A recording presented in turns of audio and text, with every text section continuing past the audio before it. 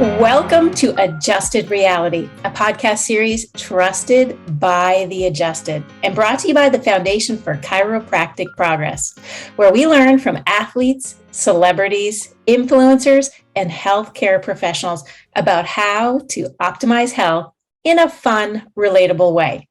Join me, Dr. Sherry McAllister, as I speak with retired Staff Sergeant Shilo Harris, a decorated veteran, about his triumph through injury and the lessons he learned along the way. Shilo Harris came from a family with deep roots in military service. As a son of a Vietnam veteran, Shilo always knew he wanted to be a soldier. On February 19th, 2007, Staff Sergeant Shilo Harris was patrolling an infamous southern Iraq roadway when his Humvee was struck by an IED. Moments later, 3 members of his crew were killed, and Shilo had sustained severe injuries that would alter the course of his life.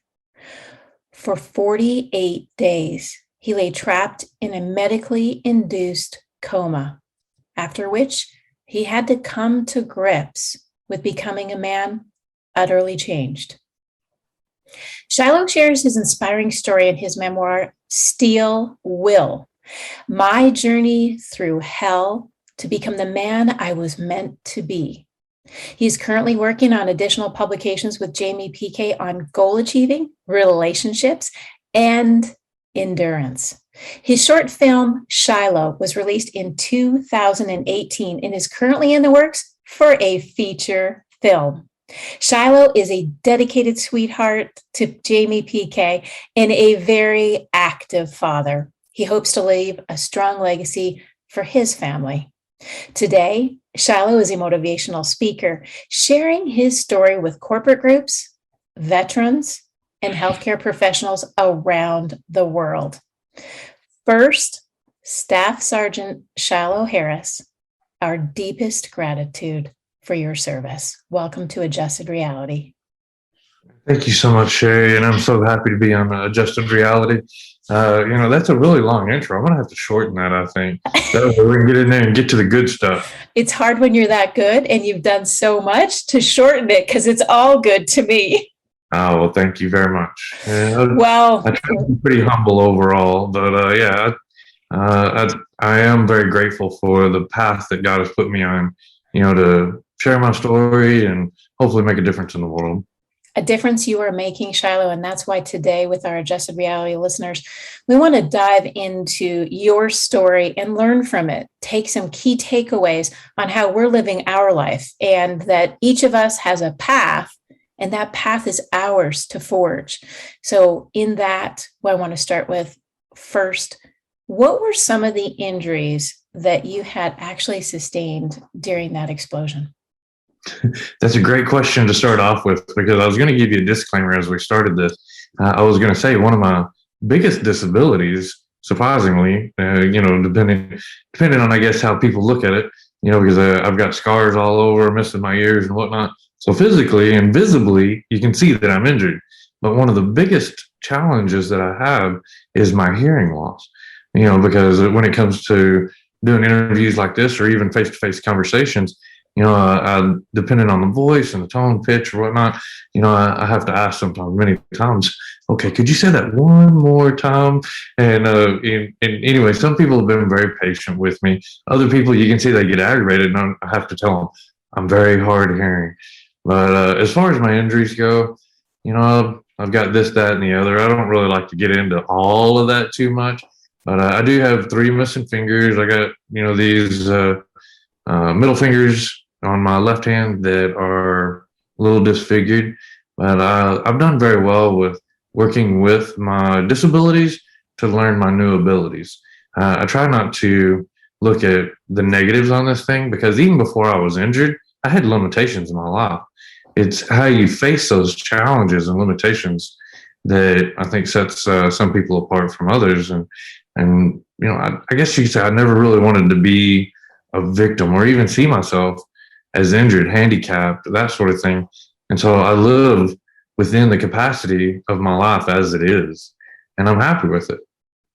Key word there, when you said it, it really dug deep in my heart, is from disability to ability, because we do all get to have the choice on what we want to be looking at and what we want to focus on. We may not all have Olympic athlete legs that take us into the Usain Bolt world, but we do have ability to think about how we run our own world.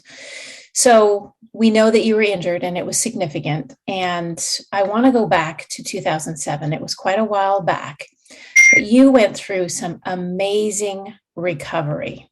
Can you walk us through some of the recovery that you went through and maybe some of the monumental changes that you saw the aha moment in? Yeah, that's another really great question. And, it's funny that when I start looking back, I know that every challenge that I faced strengthened me and gave me, I don't know, I guess more resolve. Yeah, there were some days that I felt like I needed to quit. But it's just like you said, with my comment a minute ago, I kept trying to focus on the positives. And, yeah, there's a lot of challenges, but even today, now the injury happened back in 2007. So, it's funny that even today, I'm still going through potential surgeries or having to get tune-ups for whatever the case is. And but yeah, I've had a little over 80 surgeries, and I've been on so many different medications. In the first 3 years, probably had close to 60 surgeries. And I say that loosely for the simple fact that when you have that many surgeries and you're facing such a lengthy recovery, you just quit counting, because it's like, that's not something you really want to keep count of. It's not like, oh yeah, I've had 52 surgeries as of yesterday. I mean, for me, it wasn't a brag moment. So I'm just like, oh yeah, I've had a lot of surgeries, but I'm still doing good. But yeah, I faced so many challenges, I guess, in the first 8 years really of my recovery. And I think it was about the 6 or 7 year mark when I realized that I needed a change in my life. And that was, all these medications that I was on, which were needed in the beginning. And it's like, I've talked with many holistic health professionals, they say it takes a community to rebuild a house, or to build a house in general. But, let's say in this particular instance, like a fire, a house burns down or a fire damages the house. It takes a community to come in. You have plumbers, you have carpenters, you have all these different people that come together to rebuild that house. And I feel like that's what's happened in my life. And all of these surgeons and all these other professionals that have been there, they've helped me rebuild my life. And there was a point where I realized all of that stuff, I needed to shift into a different realm of care. And that's when I was introduced wholeheartedly into chiropractic. And I can't say that it came at a better time. I mean, it was absolutely the best time, because I hit bottom, and chiropractic literally saved my life. So I thank you so very much for what you've done and what all the other chiropractors out there do. People may not even realize the changes that you're making in their lives, but I do, because I was at the very bottom, and you guys have helped rebuild me and put me back where I need to be. So thank you. Shilo, thank you. There's a famous saying that when you hit rock bottom, it's a solid foundation to start to grow from. So you hit it, you recognized it, and then you had to change something. And it's in that changing moment where you see, I love the analogy of building the house, because it is very true. We're not going to be able to build everything by ourselves. We need the help of all different specialties that come in to build that house. And now you had the house built and you recognize, no, you know what? I need to shift something, perhaps look at things a little bit differently. And one of the aspects of true healing and that ongoing recovery process is the way you look at things. As you change the way you look at things, the things that you look at will in fact change.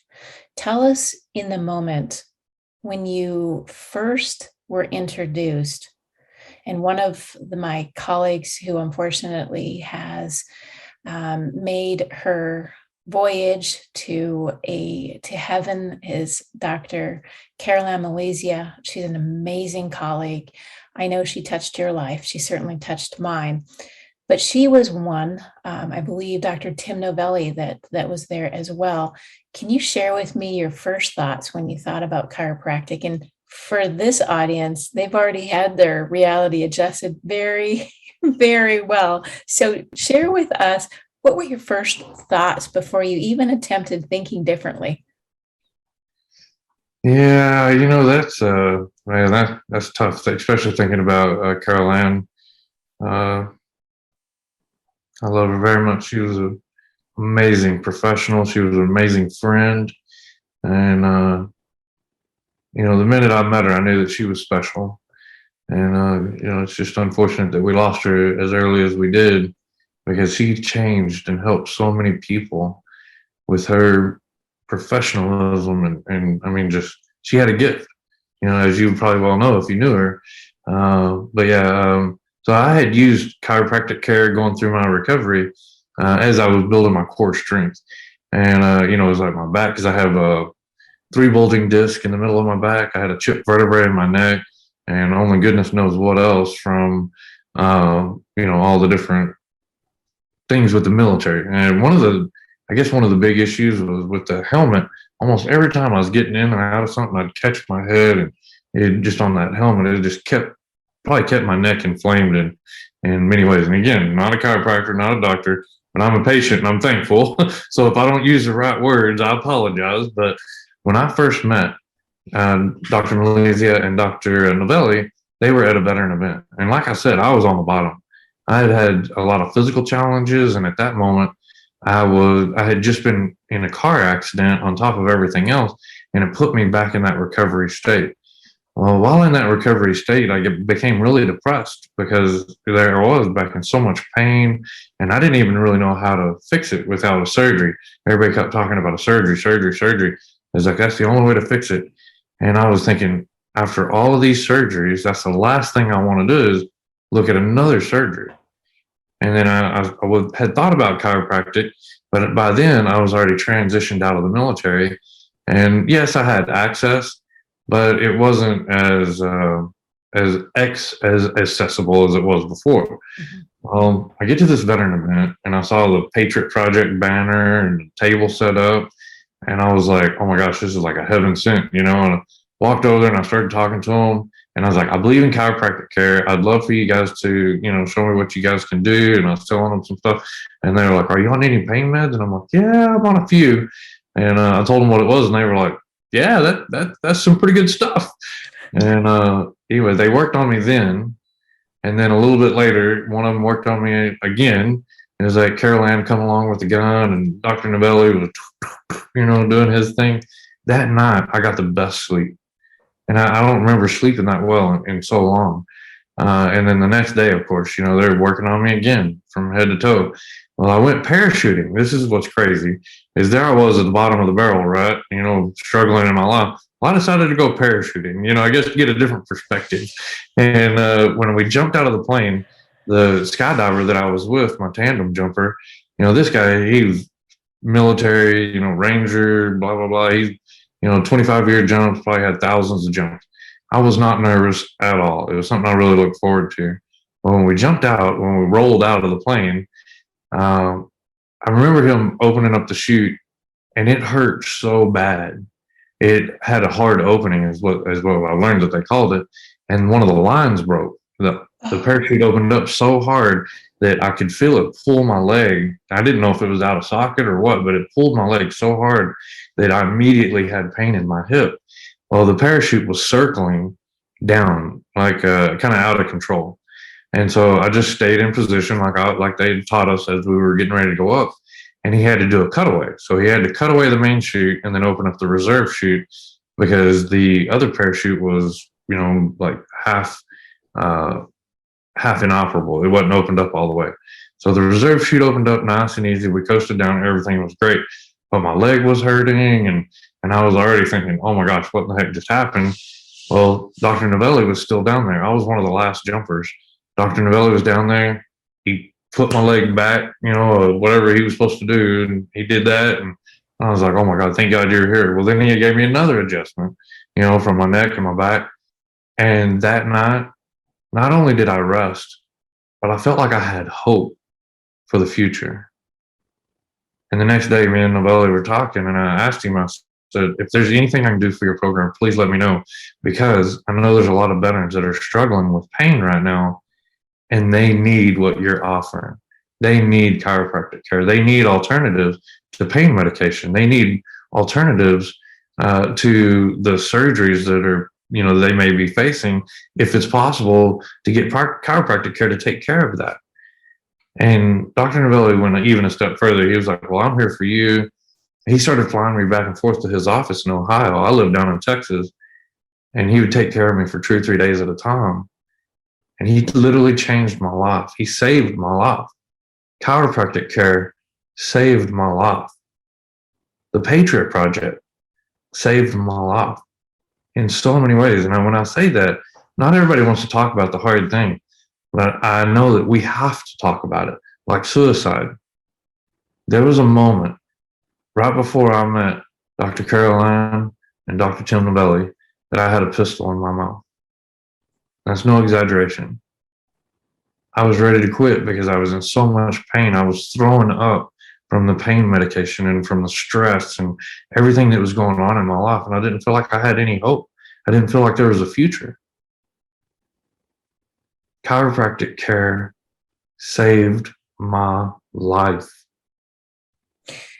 Shilo, you're so right and brave to be able to start to open those conversations, the deep wounds that have formed for those that are in sincere, high intensity impact pain that know every day is a bit of a struggle. And for those that are hearing about others in pain, that we feel the willingness to want to reach out. And that, I know, is Dr. Caroline Malezia's greatest gift, is she was willing to stretch her hand out, and the chiropractic profession is absolutely willing to do that for so many. And in the cycle of physical healing, I think one of the things that you brought forward was the cycle of emotional healing, and taking that moment to reflect on how dark times can be. And I give tribute to my mom, who has passed now, but she'd always say, Sherry, this too shall pass. And it's with hope that brings us the ability to take one more step and create the journey we want to be on, that isn't focused on all of the darkness, but actually the light starts to creep in. And that when that moment comes, we reflect on it.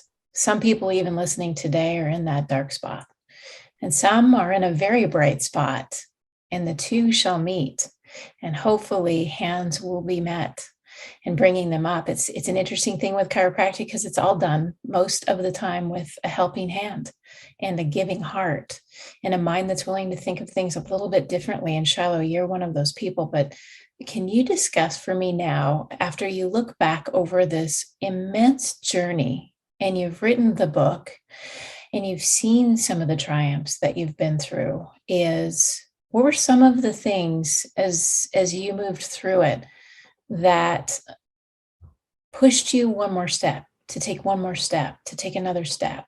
Talk to us about that. It's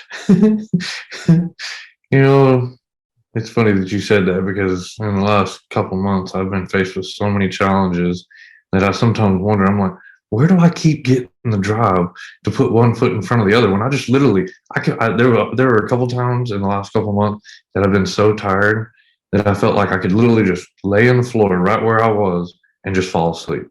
I mean, I was so exhausted.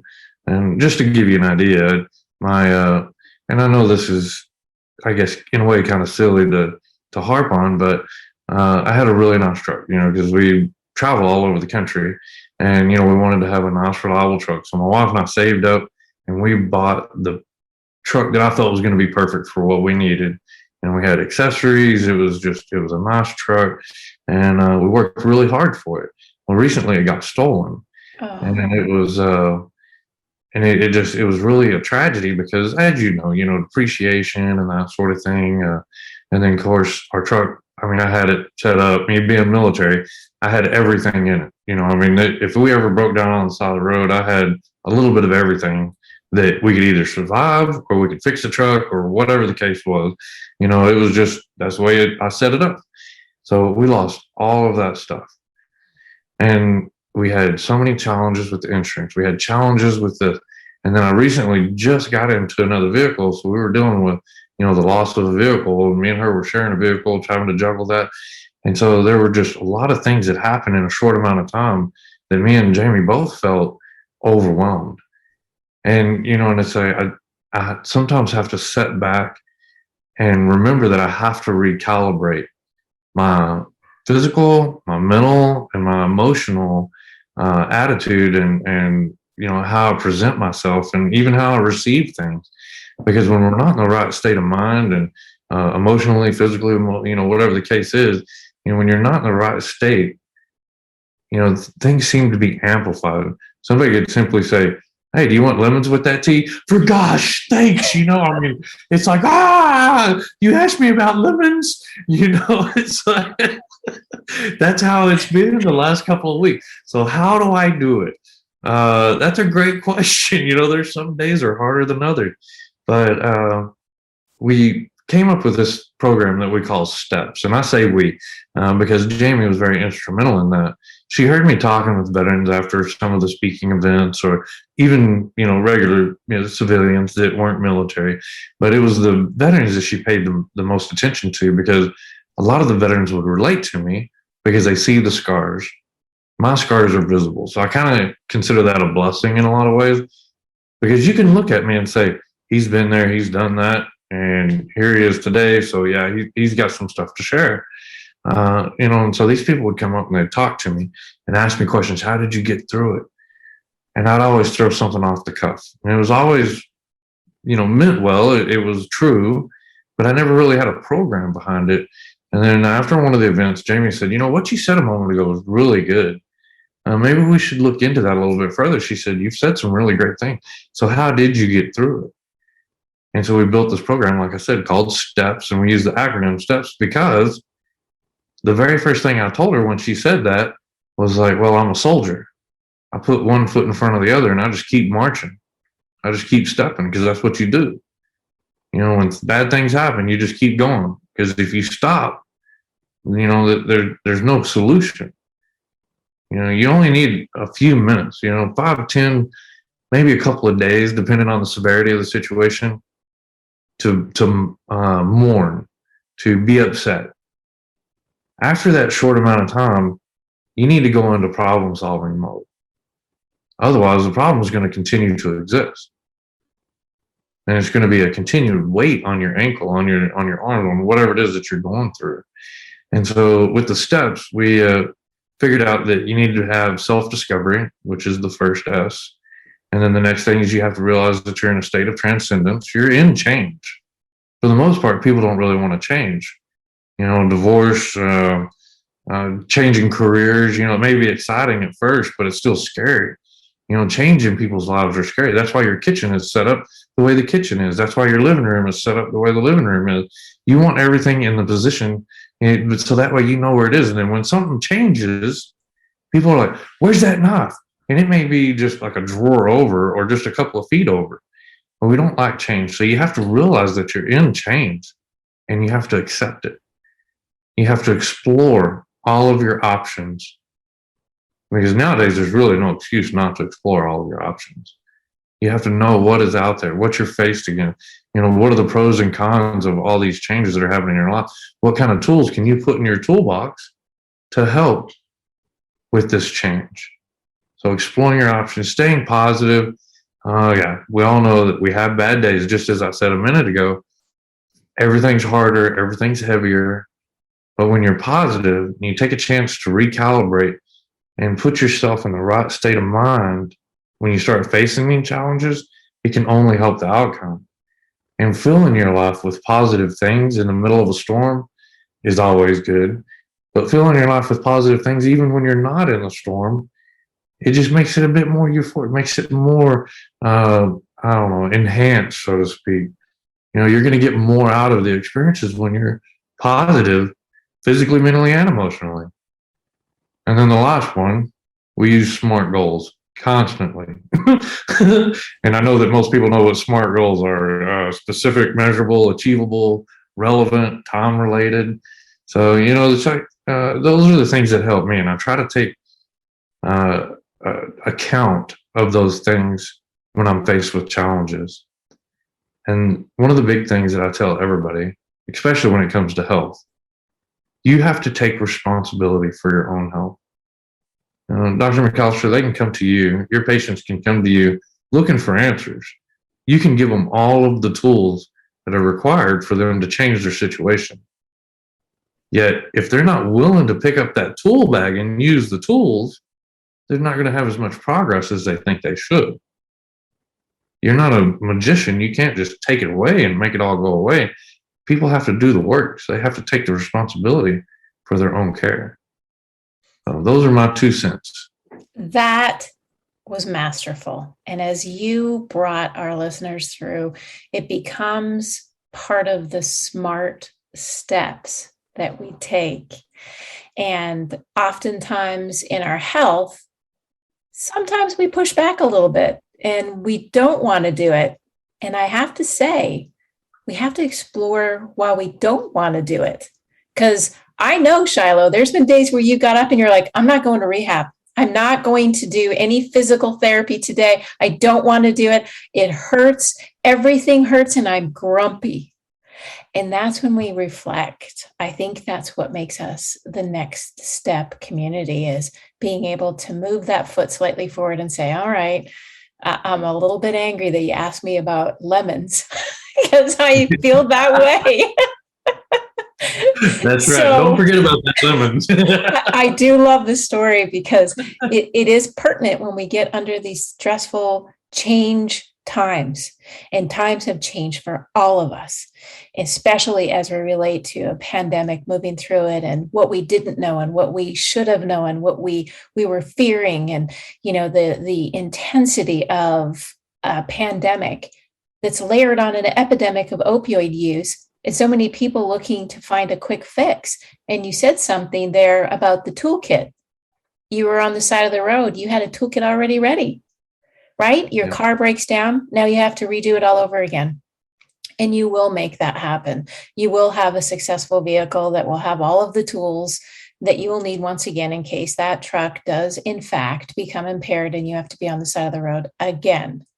Now, if there's one person in the world who has been here and then again, here and then again, here, it's Shilo Harris. You mentioned here you are as a military individual. You've been through the injuries and then you get into a car accident. You've been there again.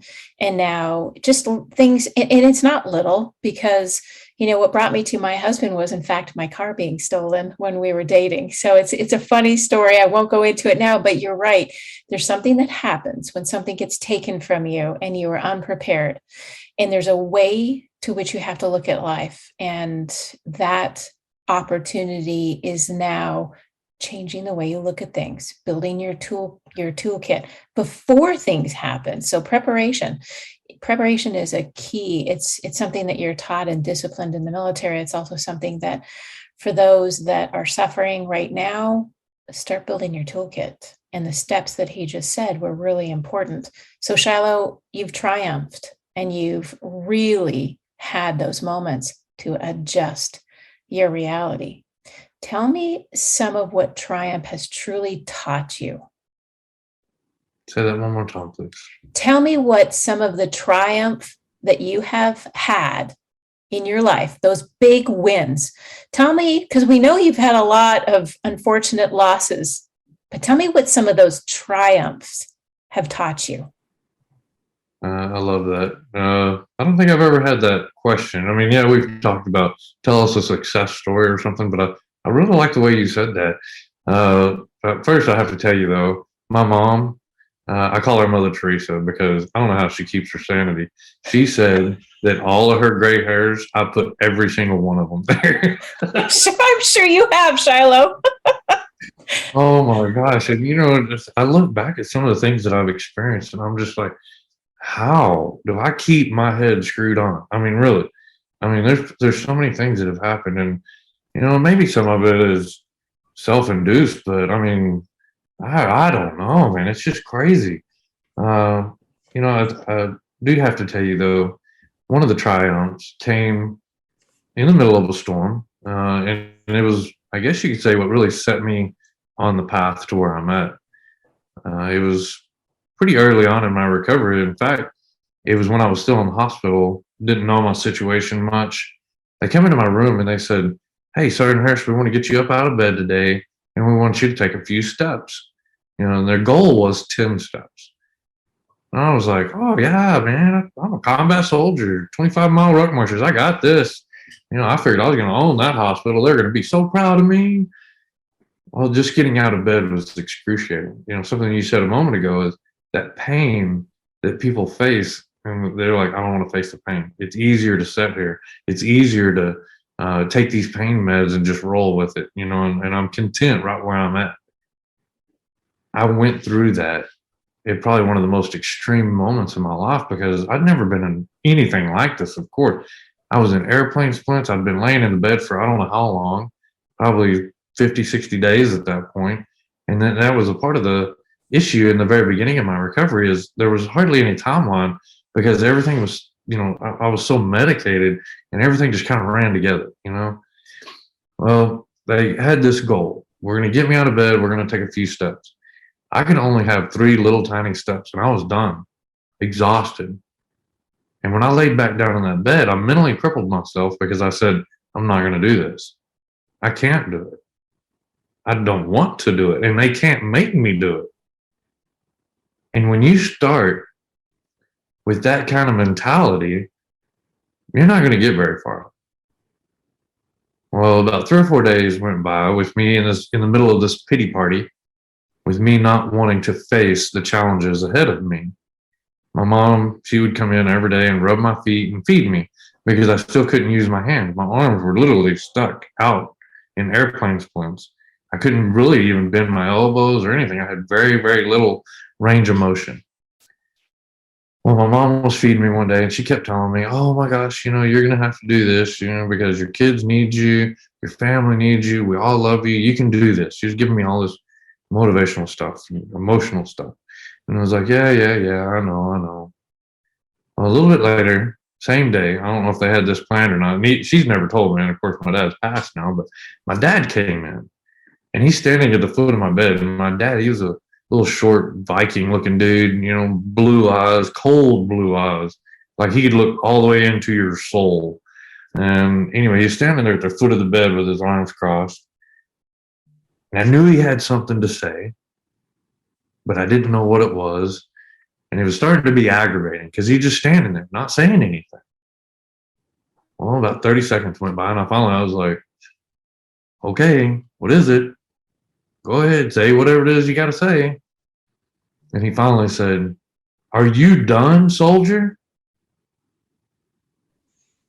I was like, "Excuse me?" And he said, "Are you done, soldier?" And when he said it that second time with that intensity and that sternness, it just resonated all the way to my core.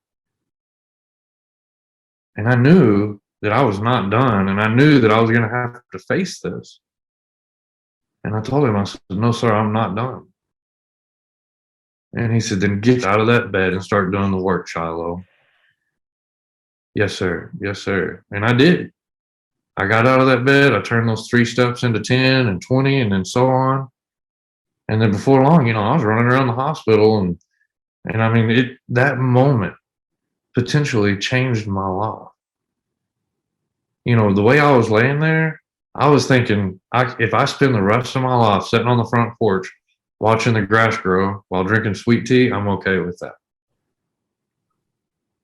If my dad hadn't put some tough love on me and made me take my own responsibility take responsibility for my own recovery, I might never have been in the position that I'm at.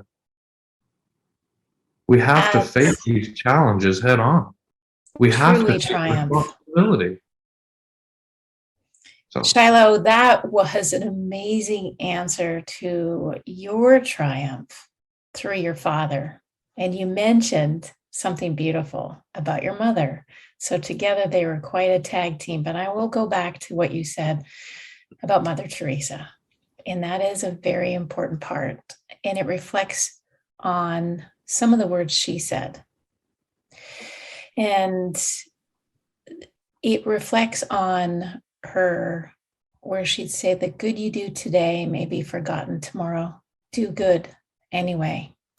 Give the world your best, the best you have, and it may never be enough, but give your best anyway. And those are some of the moments that you have triumphed in. You've given your best.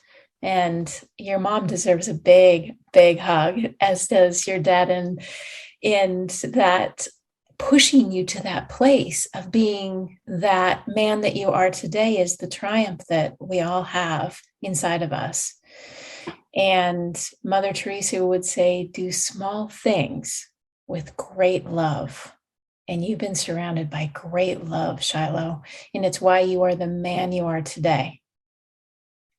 I want to ask you in final, what would you say for our audience listening are 3 keys that our listeners could take away to inspire them to live their lives in the pursuit of their own triumph? Okay, well, it might be more than 3, but it's going to be around 3. How about that? You give your best anyway. Well, the first thing, is I always tell everybody, you're stronger than you know. You are stronger than you know. And I know that because at my very worst, when that moment happened, are you done? Ask yourself, are you done? Am I done? And if you really are, then maybe you just need to be done with it. Maybe that's a true statement. There's been things that I've walked away because I don't see an end to it. But when it comes to your health, when it comes to really important things in your life that you know you need to succeed, and you're tired, you're exhausted, you have to realize that you can make one more step. You have to realize that you can make one more phone call. You can do it. And I know that for a fact because, like I said, there's some days I feel like I could literally lay down on the floor and just fall asleep right there, right then. And I find the strength to finish up whatever it is I'm doing. You can do it. And then taking responsibility, of course, knowing, you have to know, you have to realize that if you don't take responsibility and take your health into your own hands and do the research and listen to what the doctor's telling you and listen to, the people in your lives that are giving you positive influence, constructive criticism, you have to take responsibility. You have to take those things and try to incorporate it in your life. But part 2 of this is that you don't need to take on so much change that it's overwhelming. Have you ever heard of the 1 degree of change? I think Standard Process talks about it a lot. Standard Process, I love those guys, man. We take Standard Process products around here all the time. Standard Process, they have that 1 degree of change, and it's talking about your diet and supplements and working on getting healthier by exercise and that sort of thing. A lot of people want to run to the gym and work out all day long, and then the next day they can't move because they worked out. They took on too much all at once. And they're like, I'm going to start going to the gym and I'm going to knock it out. Boy, they feel good that first day, and they overwhelm themselves and they never go back to the gym again. Baby steps. You have to have 1 degree. You have to take little steps for a greater outcome. And the last one is, don't be afraid of the change. Embrace it. Love it. Learn to love it. There may be things that are, let's take diet, for instance. A lot of people talk about healthy food not tasting good. I don't think that's true. I think that once you're on a certain diet and you stick to this certain routine, you get used to the flavors of those food because you like them. And then when you try something different, and it may not be quite what you expected, or it's not as sweet or not as flavorful as some of the other stuff that you're used to eating, that doesn't necessarily mean that it's bad for you. But there again, just because it's different doesn't mean that you can't learn to appreciate it and love it for what it is. And I've done that with so many different things in my life, food specifically. There's things that my wife's like, here, eat this. And I'm like, oh, I don't like it. And she's like, oh, you'll like it. And now there's so many things that I tried in the very beginning that I hated. And now I'm like, maybe it's not as bad as I thought it was. It is good. And I can feel the difference in my life. I can feel the difference in my health. But don't be afraid of the change. Embrace it. Don't take on too much. Don't overwhelm yourself. Take responsibility. And remember that you are one step away from success.